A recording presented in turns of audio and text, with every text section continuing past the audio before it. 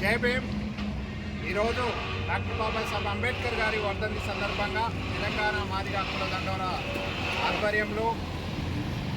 ఈరోజు పూలమాల వేసి మరి ఆ మహనీయునికి నివాళులు అర్పించడం జరిగింది. ఆయనకు నివాళులు అర్పించడంతో పాటు ఆయన ఆశయ సాధన కోసం తెలంగాణ మాదిగ హక్కుల దండోర రాష్ట్ర అధ్యక్షునిగా అహర్నిశలు పనిచేస్తూ నా సంఘంలో ఉన్నటువంటి ప్రతి ఒక్కరికి ఎక్కడ ఏ ఇబ్బంది వచ్చినా ఆ రోజు అంబేద్కర్ గారు కుల వివక్షత కోసం ఏ విధంగానైతే సమానత్వం రావాలని పోరాటం చేసిండు,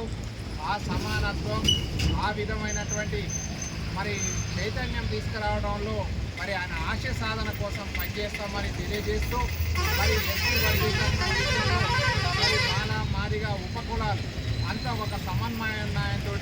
మరి వర్గీకరణ జరిగే విధంగా మరి ఎలాంటి తారతమ్యాలు లేకుండా తలా ఇంత భాగాలు వస్తే మరి ఆ వర్గీకరణ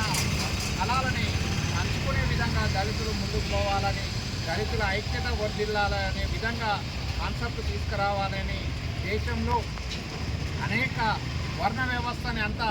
రూపుమాపాలంటే ఫస్ట్ మన దాంట్లో మనకు విభేదాలు లేకుండా ఈ వర్గీకరణ చేసుకొని మరి తలాగింత మరి ఈరోజు అన్నదమ్ములు ఏ విధంగానైతే